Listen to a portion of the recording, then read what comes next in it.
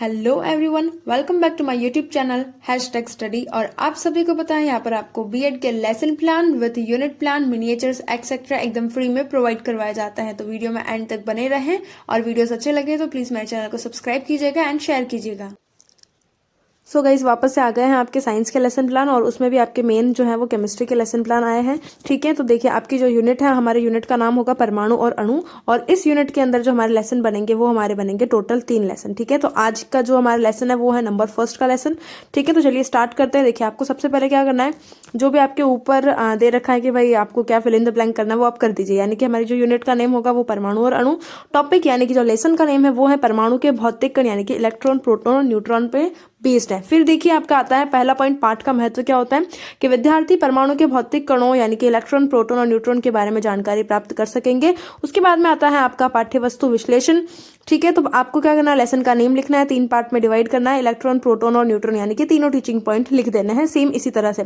फिर आता है आपका पाठ के उद्देश्य क्या होते हैं। तो देखिए आपको सिंपली इस टाइप से टेबल बना लेनी है जैसे मैंने बनाया है। अब हाँ, इस बात का आप जरूर ध्यान रखें कि आपके इंस्टीट्यूट में आपके टीचर्स जो हैं वो आपको कलरफुल पेन का यूज करना अलाउ करते हैं या नहीं करते। जैसे कि मैंने पिंक और स्काई ब्लू कलर का यूज कर रखा है, तो अगर आपकी अलाउड है तो ही आप यूज में लीजिएगा, अदरवाइज ब्लैक और ब्लू कलर के पेन का ही यूज किया जाता है। ठीक है, देन आता है आपका पाठ के उद्देश्य। तो पहला उद्देश्य आता है आपका, देखिए 4 होता है, ज्ञानात्मक, अवबोध, ज्ञानोपयोग और कौशल। तो पहला आता है आपका ज्ञानात्मक कि विद्यार्थी परमाणु के बारे में प्रत्यास्मरण कर सकेंगे और विद्यार्थी परमाणु के भौतिक कणों के बारे में प्रत्याभिज्ञान कर सकेंगे। फिर आता है आपका अवबोध कि विद्यार्थी परमाणु के भौतिक कणों की व्याख्या कर सकेंगे और विद्यार्थी परमाणु के विभिन्न भौतिक कणों के मध्य में परस्पर अंतर स्पष्ट कर सकेंगे। देन आता है आपका ज्ञानोपयोग का, ठीक है, कि विद्यार्थी अपने दैनिक जीवन में संबंधित इस ज्ञान का जो है वो उपयोग कर सकेंगे और विद्यार्थी उच्च अध्ययन करने के लिए पाठ की सहायता ले सकेंगे। देन आता है आपका कौशल। कौशल में भी वही कि बच्चों को क्या स्किल सीखने को मिल रही है कि विद्यार्थी परमाणु के भौतिक कणों से संबंधित तथ्यों का चार्ट बना सकेंगे और विद्यार्थी इलेक्ट्रॉन, प्रोटॉन और न्यूट्रॉन को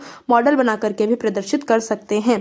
देन आता है आपका टीएलएम यानी कि शिक्षण अधिगम सामग्री क्या है। तो 2 प्रकार की होती है, सामान्य शिक्षण सामग्री जिसमें सेम ही हम हमेशा लिखते हैं हर लेसन प्लान में, चौक, डस्टर, रोलर बोर्ड और पॉइंटर यानी कि संकेतक। फिर आता है विशिष्ट शिक्षण सामग्री क्या है आपकी। तो आपका हमेशा 2 चार्ट होता है और एक आपका क्या होता है, मॉडल होता है। तो देखिए आपके यहाँ पर परमाणु में इलेक्ट्रॉन की स्थिति का मॉडल, परमाणु में प्रोटॉन का चार्ट और परमाणु में न्यूट्रॉन का चार्ट। फिर आता है विधि और प्रविधि यानी 3 विधियों का हम यूज करते हैं नॉर्मली, प्रश्नोत्तर विधि, प्रदर्शन विधि और व्याख्यान विधि। इनका जो सीक्वेंस है वो कोई भी हो सकता है, पहले आप ध्यान रखें कि प्रश्नोत्तर विधि का यूज करें तो ज्यादा बेटर है।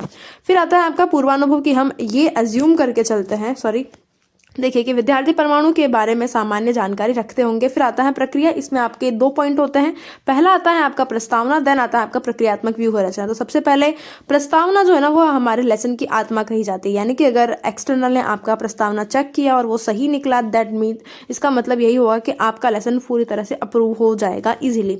ठीक है, तो आपका पहला क्वेश्चन क्या होता है कि पदार्थ किससे मिलकर बनता है। तो पदार्थ आपके छोटे छोटे कणों से मिलकर बनता है। पदार्थ सबसे छोटे कण क्या कहलाता है, पदार्थ के सबसे छोटे कण परमाणु कहलाते हैं।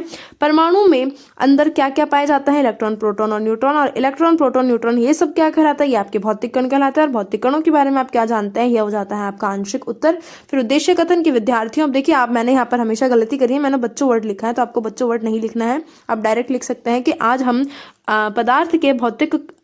पदार्थ में परमाणु के भौतिक कणों के बारे में विस्तार से अध्ययन करेंगे। ठीक है, फिर आता है आपका प्रक्रियात्मक व्यूह रचना। सिंपल है, आपको इस टाइप से टेबल बना लेनी है। पहला आपका टीचिंग पॉइंट आता है इलेक्ट्रॉन, फिर आता है शिक्षण अधिगम प्रक्रिया में 2 कॉलम बनते हैं आपके, छात्राध्यापिका कथन, विकासात्मक प्रश्न आपके 3 बनते हैं हर एक लेसन के हर एक टीचिंग पॉइंट के अंदर, ये बात आपको ध्यान रखनी है।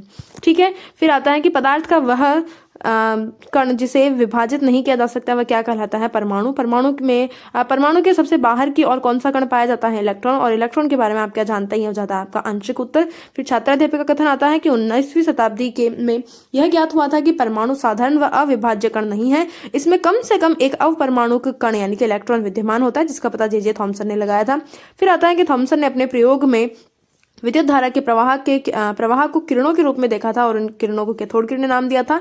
और बाद में इस किरण को ही जो है वो ऋणावेशित कणों को क्या नाम दे दिया गया था, इलेक्ट्रॉन नाम दे दिया गया था। फिर आता है इलेक्ट्रॉन का आवेश -1 माना जाता है। और देखिए यहाँ पर -1 क्यों आया, क्योंकि ये यहाँ पर इसका आवेश होता है और इसकी वैल्यू जो होती है वो AkN-1।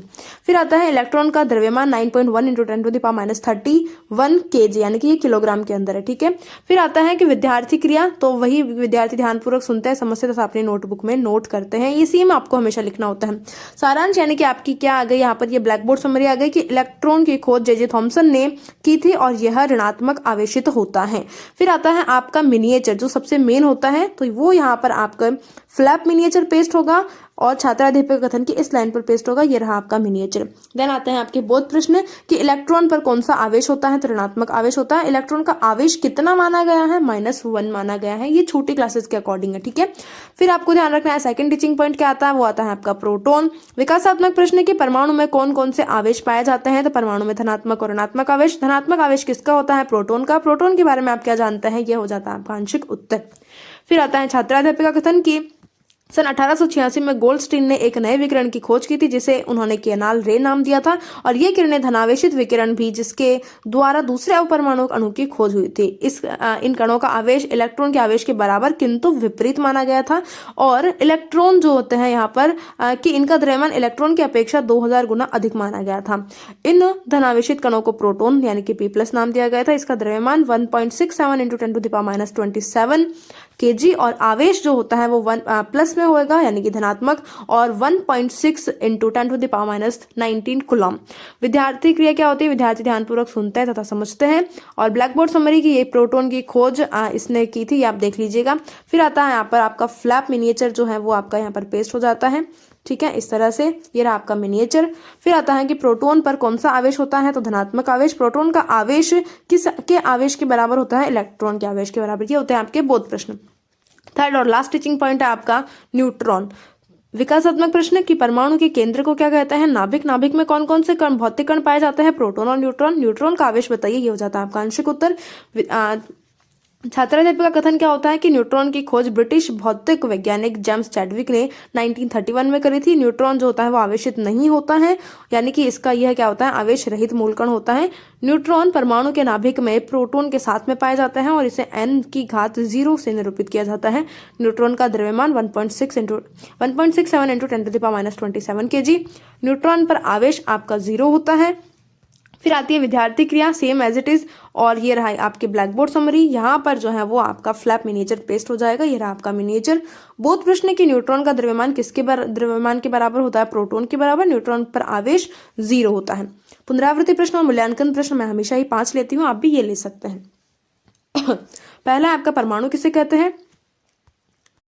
दूसरा है आपका कि ऋणात्मक आवेश किस भौतिक कण पर होता है। गोल्डस्टीन ने किसकी खोज की थी, प्रोटॉन प्लस जो होता है ना P+ किस भौतिक कण का प्रतीक चिन्ह होता है, और 1931 में किस कण की खोज हुई थी। मूल्यांकन प्रश्न, जेम्स चैडविक ने किस कण की खोज की थी, आप ऑप्शन दे देंगे।